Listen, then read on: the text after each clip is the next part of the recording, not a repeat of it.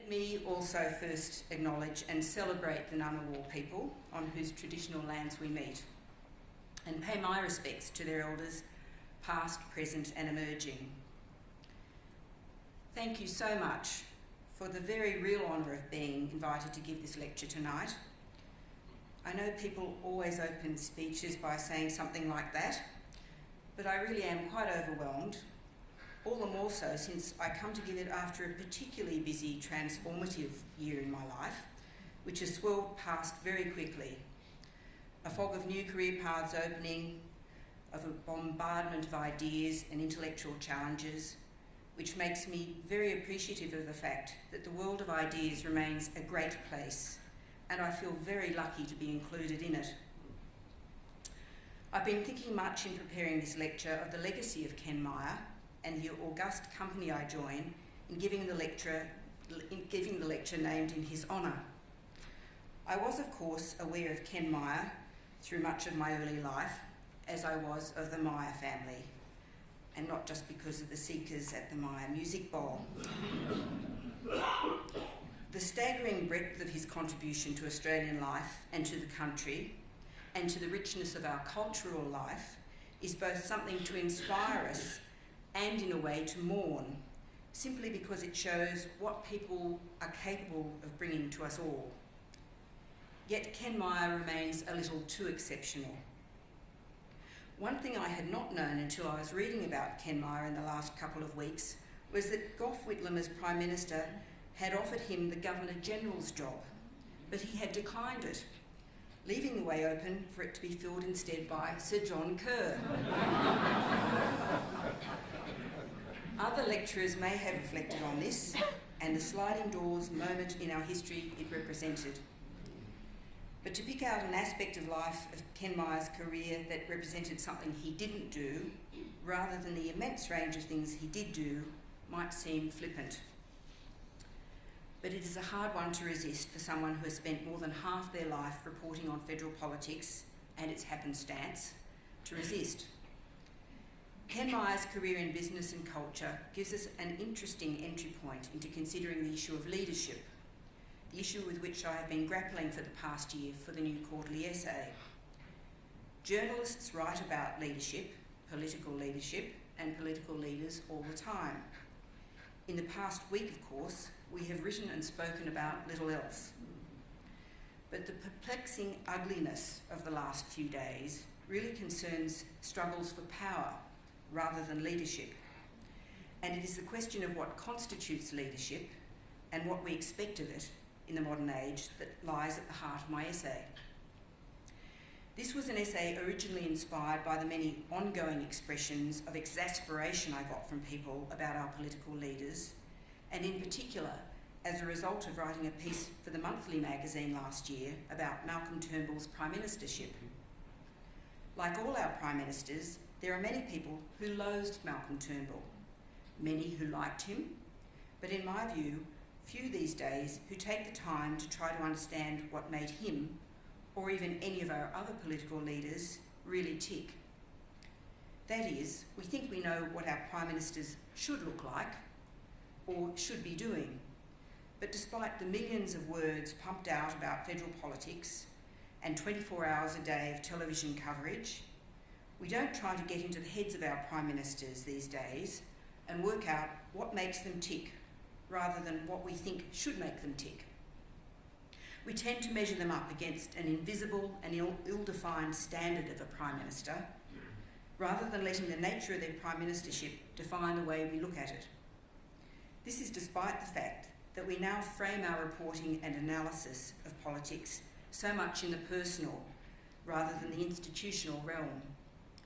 I wrote in the Monthly last year that we have jumped in the past decade from the presumption that voters would give governments at least 2 terms to establish themselves, straight over the idea that we might have one-term governments, to the expectation that a Prime Minister, rather than a government, who is not performing will be immediately dispatched. The question is not, how is the government faring and does it have a chance of winning the next election, but how is the Prime Minister faring and does he have a chance of surviving until the next election? This question frames our thinking about politics, even when the government of the day has no alternative candidate who can fulfil the ultimate criterion for a leadership change, that they offer the prospect of winning more seats than the incumbent. And doesn't that seem all the more true today?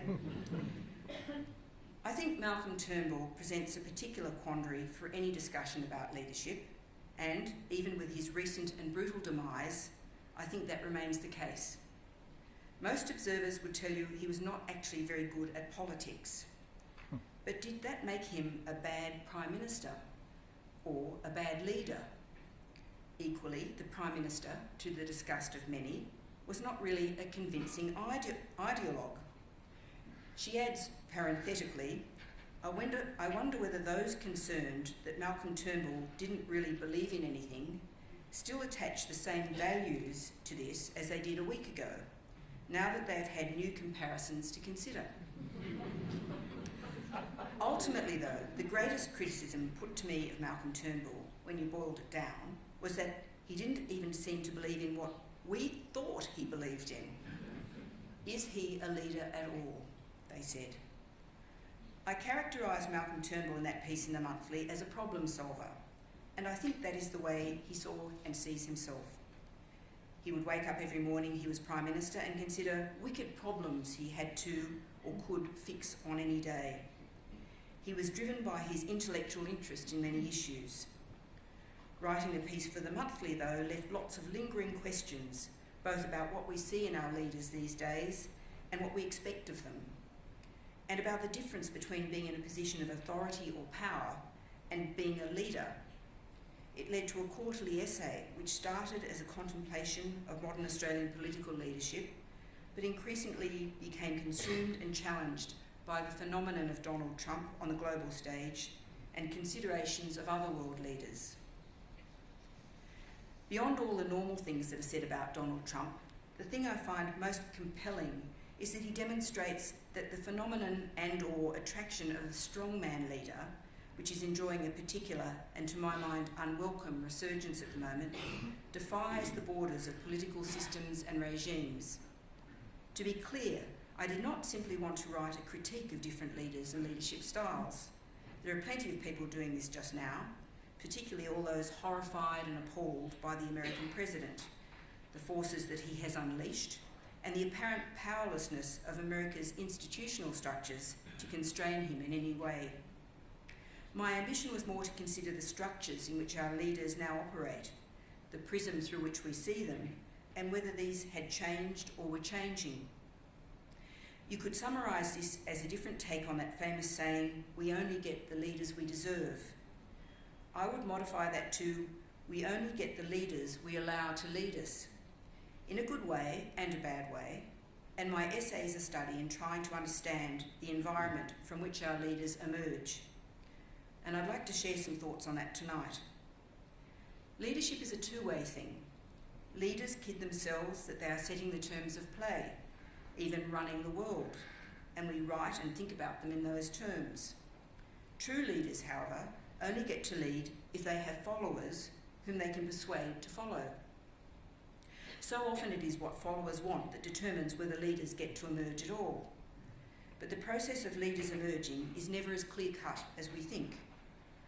Until the last 12 months, and perhaps even now, it has been regarded as unacceptable at any time to make any comparisons between current events and Nazi Germany, lest it somehow diminish the true horrors of that time and regime.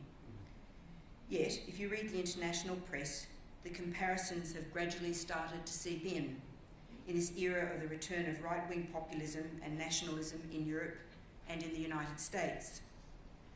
One of the questions that has so often been asked in the last 80 years is how a sensible and sophisticated society like Germany's could let the Nazis gain power in the first place.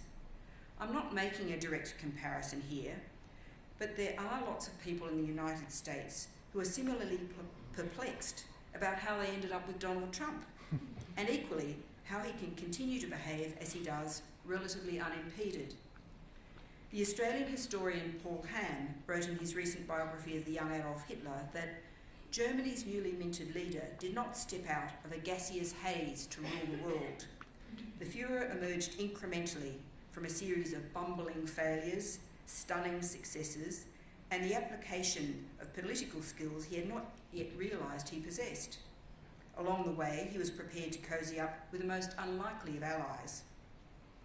That Hitler briefly cosied up to revolutionary communists in 1919 should not baffle us, Ham notes. We demand linear correctness in the lives of politicians and leaders, even as we ourselves act in inconsistent and contrarian ways.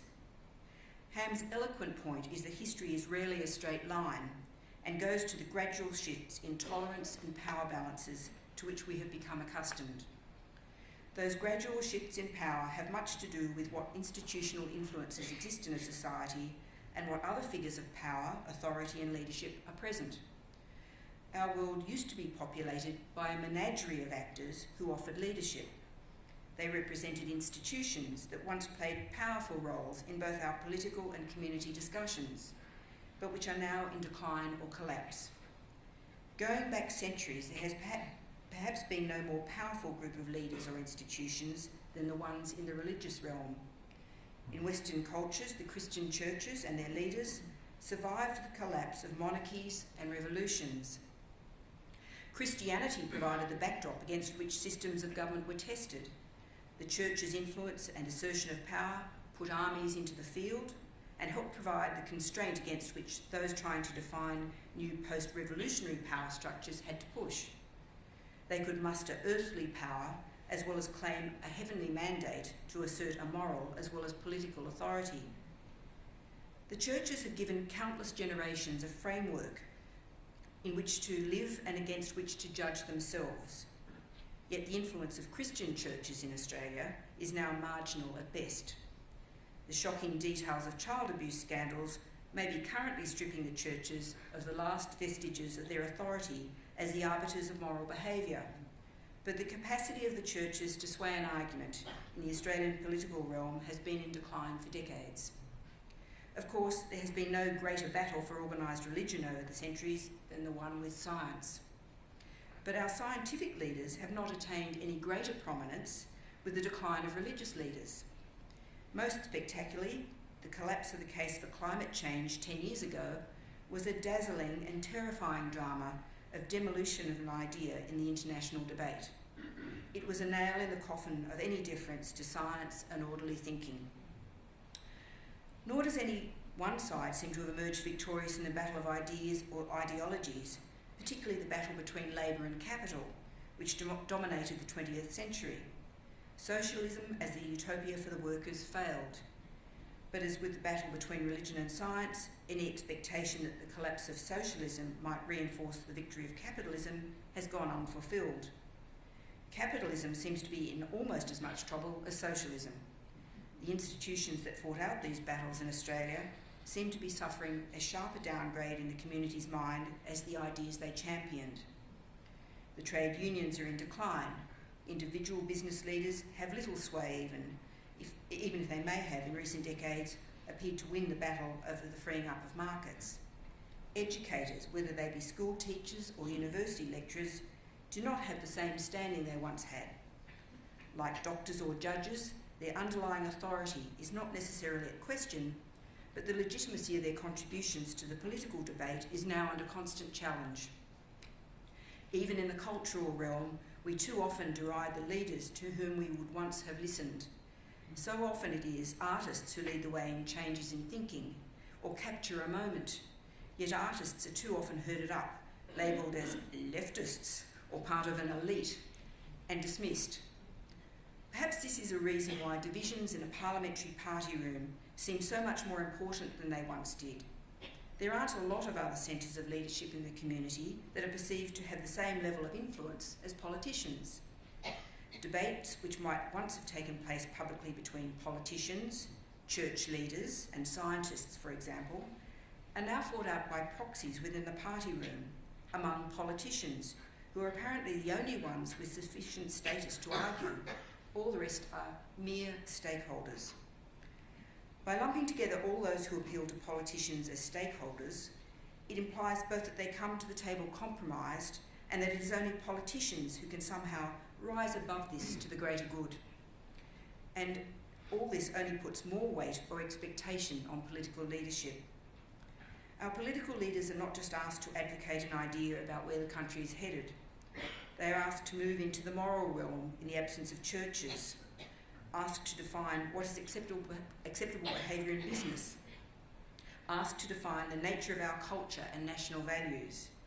Now, they may have done this in the past, but the point is that they are once only one set of voices in national conversations. Now their interventions are the overwhelming ones in an era where other participants' roles have been diminished.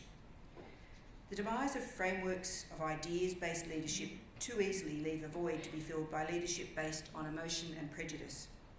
History tells us that it can lead to nationalism and scapegoating. And if the status of other institutions have been diminished, not necessarily by authoritarian silencing, but by their own folly, or by a failure to regard their positions as just as important as that of political opinions, the risks of political leaders emerging to exploit emotion and prejudice are dramatically increased. Donald Trump's relentless attack on the credibility of any of the institutions that oppose or question him in what is supposed to be the greatest democracy in the world continued as I wrote my essay. The New York Times has now taken to running a regular count of how many lies the US president has told and documents them. But as disturbing as the lies may be, is the fact that even before Donald Trump, institutions which would once have provided counterweights of authority and leadership, including the media, have become diminished in the public mind. Donald Trump has only wildly accelerated and exploited this mistrust. It is a warning of the implications of such breakdowns in trust in Australia too, but also a reason to consider who we give status to in our national debates and whether this is one of the reasons why we find so many of these debates so lacking in substance. The institutional base of our political system is also wobbling, however. The ideological structure of our political parties, as in many Western democracies, reflects the capital-Labor divide that dominated the political debate for much of the 20th century. Yet what was once a clear divide has become very blurry in recent decades. That has had implications for the influence and organisation of our major political organisations. Their grassroots membership is in decline, but more importantly, their capacity to organise around and campaign on an idea is in decline. Without a central idea to frame their cause, the parties have not only lost their clarity of message, but also their commitment to a higher goal. Individual MPs no longer have a sense that they are working towards a greater common good.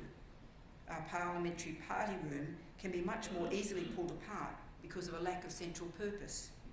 The stark result of this is that leaders of political parties begin their time in the job with a much shakier and more transient hold on authority than leaders of even 20 years ago. That is, they have less authority and less freedom to move than they may once have held. Yet, we do still increasingly focus our frustration with our society and our politics on the human form of our leaders. We rarely talk about the government these days or the opposition, but we talk a lot about the battle between the Prime Minister and the Leader of the Opposition. So much of our political narrative is still written in gaudy attempts to mimic Shakespeare's dramas, rather than as chronicles of events or of decisions which affect the rest of us. That is, it is all about the players on the stage, not the impact of their actions outside the theatre. The intensely personal focus on leaders once made a lot more sense. Historian John Lewis Gaddis reflected on the leadership styles of two of history's great rivals, Elizabeth I and Philip of Spain, in his book On Grand Strategy, noting that the health, mental stability and reproductive prowess of princes could cause faiths to rise and nations to fall. These were leaders from the long centuries when hereditary leadership, divine right, or at least the occasional heavenly intervention, were not questioned. The very future of a nation was bound up in the person of its leader. But being powerful is not necessarily the same as leading. Ron Heifetz from the Kennedy School of Government at Harvard University argues that leadership, power and authority too often get confused and need to be carefully distinguished and separated. He defines leadership as helping a community embrace change, That is, a leader is a facilitator of a group that has to confront an issue, though just how that facilitation works is a complex matter. The change a group has to confront may not be a happy one, and Heifetz argues that leaders can often lead a group to a catastrophic response to confronting an issue, such as Adolf Hitler. Political leadership, he argues, is not necessarily about having a vision and pursuing it, but a range of other skills with which both to read and to push a community. Lyndon Johnson, for me, is perhaps the most compelling example of leadership Heifetz gives to illustrate that point. He analyses how Johnson's political skills, which included his great understanding of the politics of the American South, allowed him to oversee major breakthroughs on civil rights, including the 1964 Civil Rights Act and the 1965 Voting Rights Act. He both helped and enlisted black leaders like Martin Luther King to achieve change. In stark contrast, Johnson's policy on Vietnam was a disaster because he, quote, took the stance that leaders lead and followers follow, acting the part of the lone warrior and by creeping up in stealth not only on his enemy but also on his own constituents. Johnson was working within the framework of America's political institutions and institutions of leadership. When he was successful, it was because of the way he used and manipulated them to achieve change. In the present day, Donald Trump seems to embody our very conflicting expectations and frustrations when it comes to leaders. We are as alarmed by the apparent powerlessness of American institutions to contain or direct him as we are by the erratic ignorance and nastiness of his actions.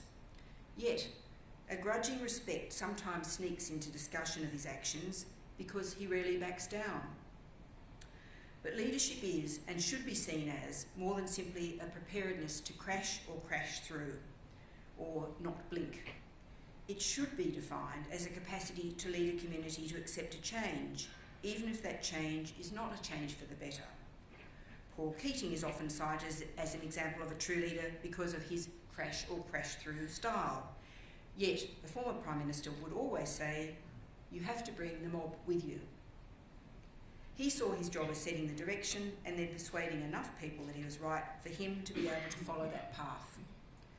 Political leadership should be about building a consensus for change, giving people a map to follow, and bringing together different parties to achieve an outcome.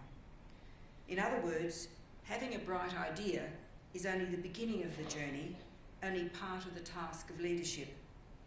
But instead, discussion about leadership has become one solely about the machismo of individuals taking on the mob. There is something inherently undemocratic about this trend. It leads to a yearning for autocracy, and whether Americans realise or acknowledge it, that is exactly what they have given themselves.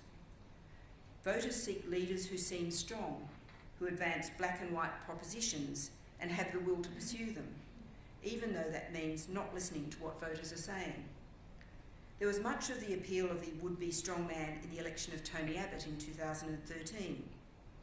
Having created an air of chaos, weakness and dysfunction around the man he deposed as Liberal leader, and then around the Rudd and Gillard governments, Tony Abbott promised voters that he would lead a government that would be back in charge.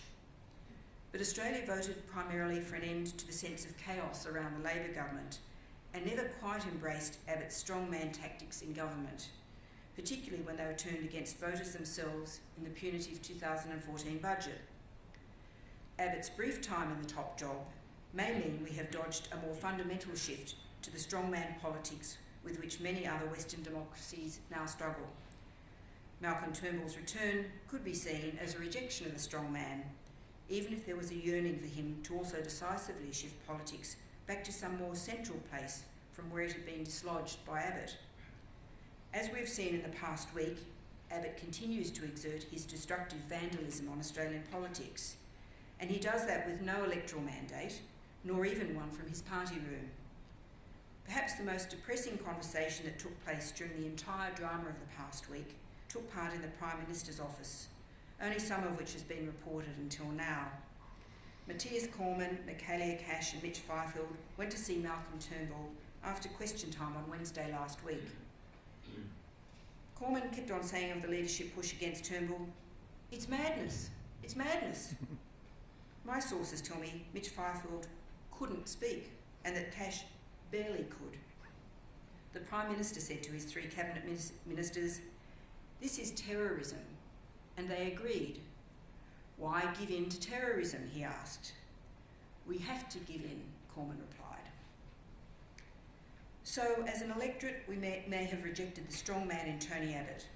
The public response to the spectre of Peter Dutton's elevation suggests we continue to do so. But Malcolm Turnbull's inability to wrangle internal political forces, or perhaps his refusal to ostentatiously stare them down, equally left voters just as frustrated and ate away at his authority as leader, even as we have become increasingly dismissive of the sort of leadership alternative that Tony Abbott represented. My essay canvasses not just Donald Trump and Malcolm Turnbull, but Bill Shorten, Barack Obama, past Australian leaders, Emmanuel Macron and Angela Merkel. I find the contrast between Obama and Trump and between Macron and Merkel particularly fascinating. In Obama and Trump, we see the contrast between the small d Democrat who exasperated his staff and supporters by backing away from throwing around the weight of the presidency, and the current incumbent who throws it around, seemingly oblivious to its impact. In Macron and Merkel, we see 2 different faces of the very different style of politics and leadership that dominates Europe, rather than Anglo-Saxon cultures. The young leader with huge agenda and one of the most solidly entrenched parliamentary positions in the world just now, up against a leader who has dominated for over a decade by her wily management of an unruly coalition of political partners. But for those who have watched the rise and fall of the Turnbull Prime Ministership and felt the frustration of perceived opportunities missed, of those moments when you yell at the television and say, "Oh, tell them to bugger off, Malcolm," or, "Oh, for God's sake, just do it," Barack Obama and his view of the presidency is particularly interesting. Writing in the New Yorker in October 2014, a former speechwriter for Bill Clinton, Jeff Shishol, reflected on the huge expectations that surrounded Obama when he became president, and on that moment in most presidencies, quote, "when a good number of Americans are able to convince themselves that we might be in the presence of a great man and that his greatness will be manifest, that this is the man who has the answers. When it becomes clear that he doesn't, we never quite forgive him for it." Earlier in 2014, Obama had talked about, quote, "that business about the great man theory of history." He said, "The President of the United States cannot remake our society, and that's probably a good thing." On reflection, he added, "Not probably, it's definitely a good thing." Shishol noted that despite the grand hopes and hype of the 2008 campaign, this tempering of ambitions, this recognition and acceptance of the constraints on presidential power has been a leitmotif of the presidency. Over the years, Obama and his advisors had issued a long string of statements to this effect on foreign policy, leading from behind. On the limits of executive authority, there's no shortcut to democracy. On civil rights, we must sometimes take a quarter of a loaf or half a loaf. It was time, Shishol noted, for America to get over the greatness thing and to come to terms with the limits of a president's capacity to fix things. This sense of caution, pragmatism, ambivalence of power not fully used by Barack Obama is a recurring theme in assessments of his presidency. Obama himself reflected on what leaders could achieve when he delivered the Nelson Mandela annual lecture in Johannesburg a couple of months ago. He argued that the progressive democratic vision that Nelson Mandela represented in many ways set the terms of international political debate. However, that did not mean that that vision was always victorious, but it set the terms, the parameters. It guided how we thought about the meaning of progress, and it continued to propel the world forward. Implicit in the speech, though, once again, is a rejection of the idea that one man can change the world, even as he outlined his argument that Mandela had shown that one man could set the terms of the discussion. Instead, the former president argued that dealing with an increasingly dangerous world requires a recognition that there are many forces at work creating these dangers and a sense of collective spirit. The global financial crisis dealt a near mortal blow to the credibility of the international system, he said, and to the faith in experts in places like Washington and Brussels. The result was the politics of fear and resentment and retrenchment began to appear. Obama said, "Strongman politics are ascendant suddenly, whereby elections and some pretense of democracy are maintained, the form of it, but those in power seek to undermine every institution or norm that gives democracy meaning." Some people thought he was talking about his successor. He went on, "So on Madiba's 100th birthday, we now stand at a crossroads, a moment in time in which two very different visions of humanity's future compete for the hearts and minds of the citizens around the world. What we need right now," Obama said, was, "we don't need just one leader, we don't need just one inspiration. What we badly need right now is that collective spirit." So here is the modern leadership dilemma wrapped up in an Obama-Trump nutshell. On the one hand, there is a Barack Obama, who is seen in most brutal terms as a choker by some of those closest to him or those familiar with the capacity of the President's office to produce change. He chokes, we are told, because he recognises the need to build a consensus on change and has the oratorical power to persuade, but never seems persuaded that he should or indeed can force an issue.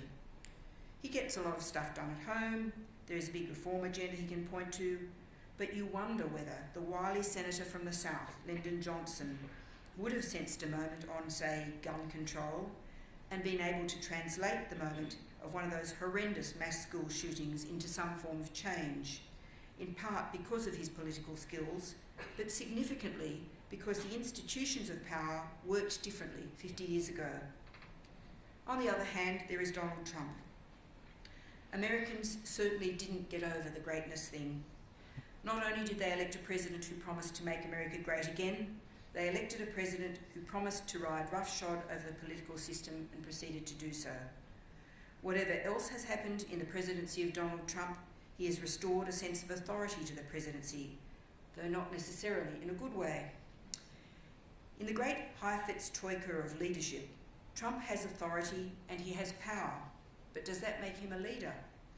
Despite his erratic and half-assed interventions in North Korea, his overarching direction in international politics has been an active withdrawal by the United States from global leadership. At home, Trump is too impatient to lead the American public anywhere. He might be able to rouse sentiment, but that is not necessarily enough. He has posed an adaptive challenge of persuading America that it can become great by pursuing a set of policies that are the direct opposites of what made it great. But he has no interest in managing the distress levels, even less attention to discipline or to focusing attention in those discussions. He only wants to distribute responsibility to a collection of scapegoats, illegal immigrants, and from time to time China and fake media. Not only does he use dissent as a source of insight and options, he belittles and delegitimises it. There are many lessons I draw from the brief portraits I paint in my essay. The different way politicians can use the powers they have at their disposal, that leadership can vary with the nature of the political system in a democracy, that factors other than charisma help determine what leaders are capable of, factors that shore up voters' support, as in the case of Emmanuel Macron, who's seen as a bulwark against the far right. More than anything in the context of the Australian political discussion, these portraits challenge the idea that personal will, qualities and charisma of a leader necessarily define leadership. In Australia, it often seems we can't even get to the starting gates on the question of judging our leaders because we are bridling at the question of their authenticity. The trivia of life has become such an impediment to political leaders. Will Malcolm Turnbull ever get over wearing a leather jacket on Q&A? And what that came to represent to voters, who subsequently believed he was not what they thought. All the effort that goes into dealing with authenticity comes at a time of great disillusion and disengagement among voters. This came across in the 2005 Super Saturday by-elections last month. These were universally framed in national terms and as a leadership popularity contest. The Prime Minister, clearly expecting to win that contest, said the by-elections would be a competition between him and Bill Shorten, one of those great Turnbull gaffes like, "and the court will so find," that will always haunt him. Turnbull's opponents inside his party used the result to stir up a bizarre sense of mass panic among his colleagues. We are still seeing the fallout of the Conservatives' decision to topple their own leader, and it is likely to continue for some time. But believe it or not, there were more important lessons out of Super Saturday. Votes were spraying in all directions away from the major parties in Longman, Braddon and Mayo. All the focus on leaders meant these swings to minor parties and independents weren't really considered in their own right, as they might once have been. What is important about this trend and these results is that while the US has channelled its disillusion into the unlikely figure of Donald Trump, a strongman leader, Australians have channelled their disillusion into a splintering of the vote. I've mostly spoken tonight about politicians, but a glaring issue from the discussion goes to the people who help frame the way we see politicians, people like me who work in the media. The internet and social media, I think, have changed the perceptions that the media is all-powerful in making or breaking the government of the day, even if this has been a renewed topic of conversation in the latest coup. But in some ways, I think the way we tell our stories, the focus on leaders, is sometimes a much more powerful influence than any direct issue of bias. The fact that we so often tell political stories in terms of personalities and individuals rather than the bigger issues. This is hardly a new concern for any of us, and one to which I constantly struggle to find an answer. But we should be doing better to ask questions about whether our leaders are showing leadership rather than what jobs they occupy. That means making assessments like, how good are our leaders at mobilising our society to tackle hard problems? Have our political leaders even identified the challenges facing the nation, let alone been prepared to take them on? Have they been able to manage or manipulate in a good way the debate? Have they protected voices of leadership and dissent in the community or even listened to them? It is hard to think of a political leader since the time of John Howard and Kevin Rudd who has been able to mobilise or galvanise the electorate on a really difficult question facing the country, let alone identify and offer to lead the discussion about them. To be a leader, you don't necessarily have to have a vision, but either you have to know what it is that you want to persuade other people to do, or alternatively, have the political knack to be able to identify and synthesise an issue on which people are seeking leadership. And you have to know what are the most important things to get done at any given point of time. Then you have to make the rest of us understand why these things are important and what you are going to do about them. This task might simply be an echo of a crystallised or uncrystallised public mood, or something that involves reimagining all the barriers and structures around a difficult issue. Neither Malcolm Turnbull or Bill Shorten was really promising transformation. I'm sure that Scott Morrison will let us know once he works out what he is promising. But for the two men who have led us for the last 3 years, both picked up a particular issue and saw what they could do with it, sometimes more effectively than others. Neither Malcolm Turnbull nor Bill Shorten are great persuaders. Neither of them have had any great national project to pursue, even if Bill Shorten has managed to create more differentiation in policy based in more traditional Labor values and has taken more risks. Both Malcolm Turnbull and Bill Shorten arrived in federal parliament as the most impatient of men. Both felt entitled to be accelerated into positions of seniority. Both had some of the skills necessary to be a national leader: Turnbull, the advocacy skills of a barrister; Shorten, the negotiating and advocacy skills of the union leader. But neither seemed to have a particular view about where they wanted to lead the country, founded in any broad manifesto of positions. They arrived in their determined fashion in leadership positions still raw and seemingly dismissive of the business of how the Parliament and all that goes with it works. They have therefore been having to learn the art of leadership as opposed to occupying leadership positions on the job. And now we have yet another leader having to learn what that means on the job. It says much for the derelict state of our politics that the focus is on how he learns to lead his own party rather than the country. I would argue that a large part of the job of national leadership, which goes completely unrecognised, is in rebuilding the national political process after years of it being under assault.